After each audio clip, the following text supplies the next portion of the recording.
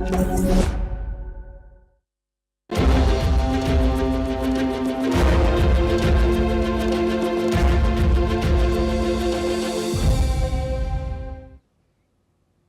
and welcome viewers, I'm Pia and you're watching the Africa Brief on NewsX World. Let's take a look at the headlines this hour.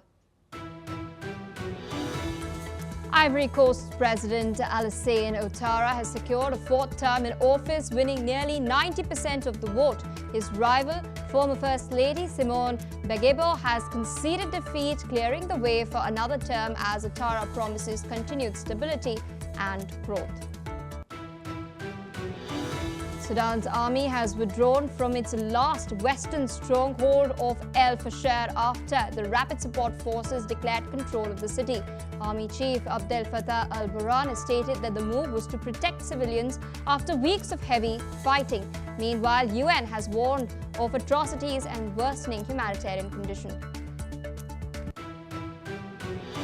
Paul Biya has been declared the winner of Cameroon's election, securing an eighth term with 53.66% of the vote. The 92-year-old leader faces nationwide protests after opposition figures rejected the results, calling the election a masquerade.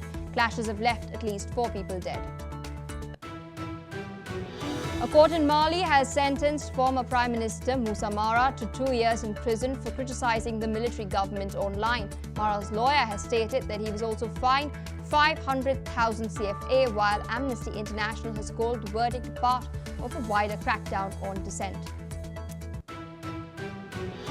US President Donald Trump and Japan's new Prime Minister Sanae Takaichi have held a joint briefing in Tokyo. Both leaders have pledged to strengthen and boost cooperation, and the US will provide missiles to Japan later this week.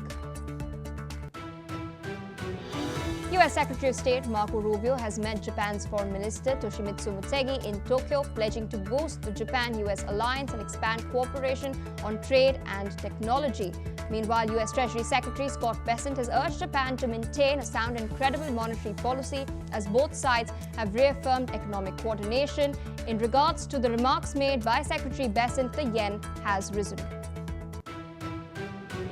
Talks between Pakistan and Afghanistan in Istanbul have collapsed as both sides were to close a deal. Reports meanwhile suggest that the Pakistani delegation suddenly reversed its position after a phone call from Islamabad.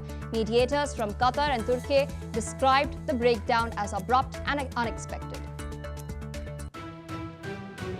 Russian President Vladimir Putin met North Korean Foreign Minister Cho Sun-hui in Moscow to strengthen bilateral cooperation. Cho and Russia's Sergei Lavrov have held strategic talks, agreeing on all points and pledging mutual support on security, sovereignty, and the conflict between Russia and Ukraine.